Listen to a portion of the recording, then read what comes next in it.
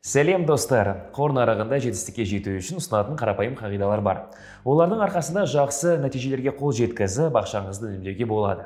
Бүгінгі видеода нарықта түрлі жағдайлар мен оқиғалар жүзеге асқанда қандай әрекет жасау керек, қандай шаралар қабылдау керек деген тақырыпқа тоқталамыз.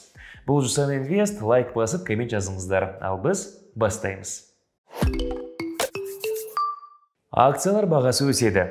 Apple, Coca-Cola сынды үлкен компаниялар IPO жасағанда акциялары өте арзан бағамен сатыла бастайды.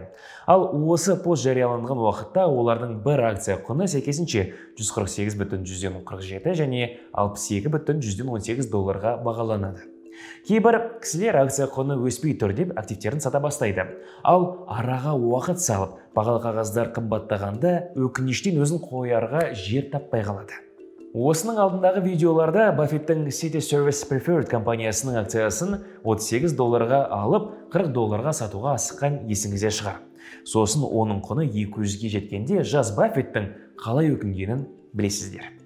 Компания клиенттері артып, кірісі өсіп жатса, жуық арада акциялары да қымбаттауы мүмкін.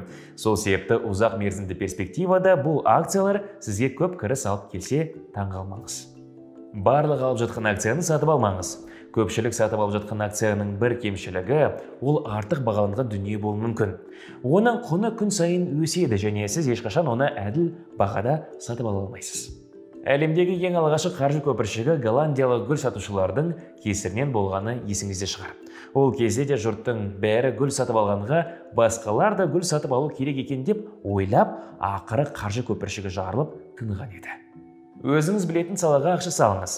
Блокчейн мен нанохирургия бағытында жұмыс істейтін компанияларды іздемей қойыңыз.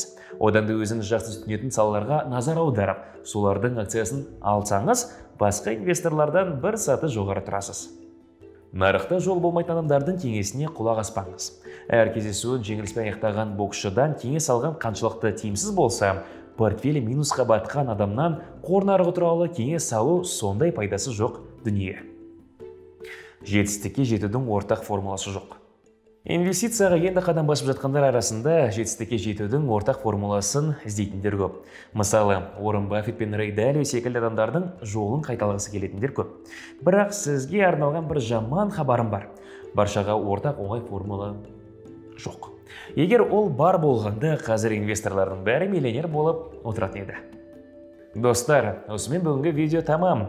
Видео ұнаса лайк басып, коммент жазыңыздар. Бұл Жусан Инвест. Келесі кездескенше аман сау болыңыздар.